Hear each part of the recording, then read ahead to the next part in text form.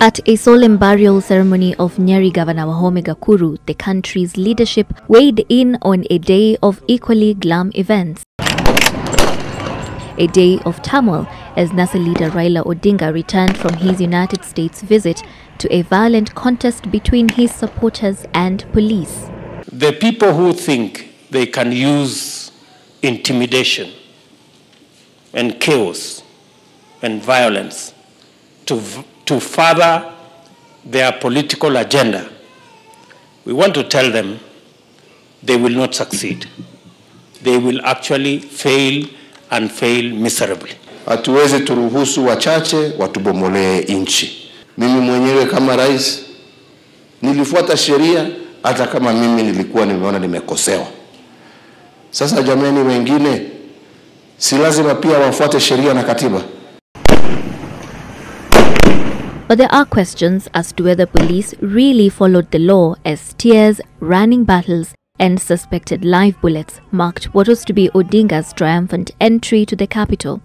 We are a rule of law government. We will live that way. And that's what we urge everyone to do. We have a country that we have been blessed with. Let us take care of this country. Some of our activities may end up injuring the stability of our country. We should not do this. Police had already set up a blockade outside the JKIA. According to police, such a large gathering at the airport was a security concern.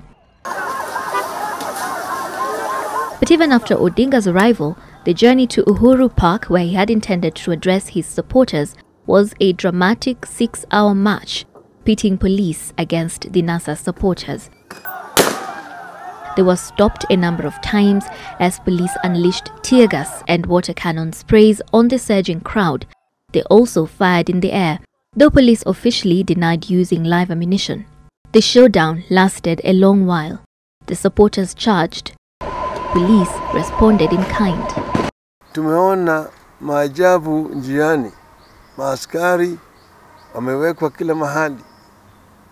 Tunarushiwa gasi na maji kama wezi. Mtu ambaye anarudi nyumbani badala kukaribishwa. NASA had written to the police notifying them of their plans. They also asked police to provide security to keep away criminal elements from the procession. But according to the Ministry of Interior, the police response was informed by the history of encounters, often between NASA supporters and police, in the name of peaceful marches. Some argue that it could have all been avoided had the police allowed the welcome party, that the decision to ban NASA's political rallies in Kamukunji and Uhuru Park would only escalate an already tense situation, and even though the law expressly allows for such gatherings, NASA accuses the police of being over-enthusiastic and out of touch, exhibiting all the hallmarks of the brutal force of yesteryears. Haya ni vitendo vioja zaidi, hata kufanyika wakati ya enzi ya Kenyatta ya kwanza, hata wakati wa enzi wa Nyayo.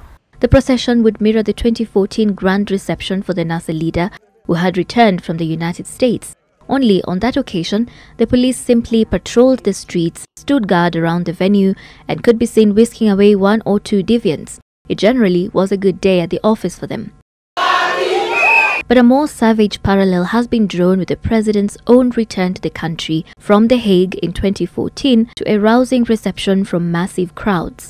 At dawn, thousands of his supporters had lined the streets leading from the airport to the center of the city. His entourage made several stopovers along Outer Ring and Jogoo roads to acknowledge cheers from crowds waving miniature national flags. NASA now is placing the blame for yesterday's anarchy on the president's doorstep. The leaders say the president is the cause of all of the country's troubles. Sheila Sendeiyo, NTV.